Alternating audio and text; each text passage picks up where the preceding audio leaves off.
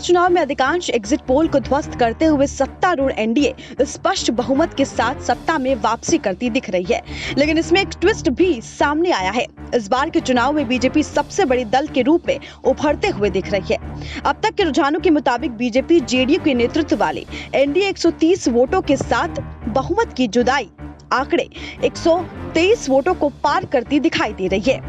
इसमें से सबसे बड़ी बात यह है कि बीजेपी ने बिहार में अब तक का सबसे बेहतरीन प्रदर्शन किया है। पिछले विधानसभा चुनाव में बीजेपी ने 53 सीटें जीती थी, उसके बरकस इस बार बीजेपी 74 सीटों पर आगे दिख रही है। वहीं जेडीयू 38 और सहयोगी वीआईपी 8 सीटों पर आगे चल रही है। वहीं दूसरी तरफ विपक्षी महागठबंधन की बात की जाए तो राजद 60 और कांग्रेस इस 21 सीटों पर आगे दिख रही है।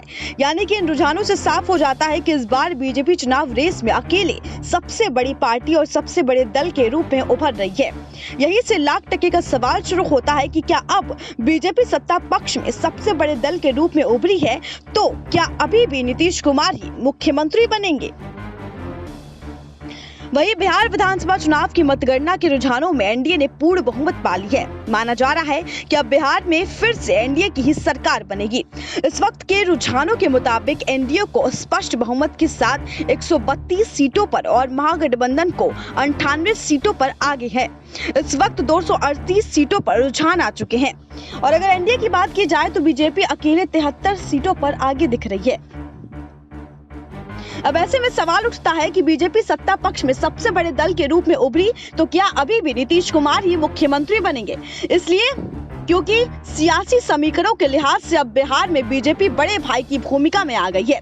हालांकि चुनावों से पहले बीजेपी ने कहा था कि भले ही उनकी अधिक सीटें आए लेकिन मुख्यमंत्री नीतीश कुमार ही बनेंगे, लेकिन अब सवाल ये भी है कि बीजेपी को जेडीयू की तुलना में काफी ज्यादा सीटें मिली है, इसलिए पार्टी के भीतर मुख्यमंत्री की कुर्सी बीजेपी को मिलने की मांग उठ सकती है। जेडीयू खेमे में भी इस बात को समझता है कि इसलिए सत्तारूढ़ खेमे के स्पष्ट बहुमत के आने की संभावना के बावजूद अभी तक दोनों दलों के तरफ से प्रवक्ताओं को छोड़कर पार्टी की तरफ से कोई आधिकारिक बयान भी नहीं आया है।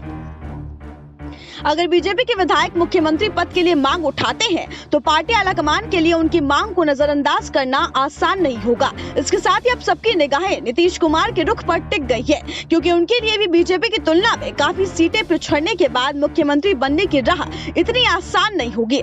हालांकि ये भी सही है कि नीतीश कुमार पहले ही आखिरी चुनाव का सियासी दांव खेल चुके हैं। बीजेपी और जेडीयू दोनों ने कमोबेश बराबर सीटों पर चुनाव भी लड़ा। 122 सीटों पर जेडीयू और 121 सीटों पर बीजेपी मैदान में उतरी थी। अपने कोटे में से इन दोनों ही दलों ने हम और वीआईपी को सीट दी थी। वहीं बीजेपी ने अपने कोटे से करीब 11 सीटें वीआईपी को दी थी। वीआईपी भी 8 सीटों पर अब आगे चली गई। इस लिहाज से देखा जाए तो बीजेपी और वीआईपी का जीत स्ट्राइक जेडीयू और हम से बेहतर रहा। Bureau report SPN9 news.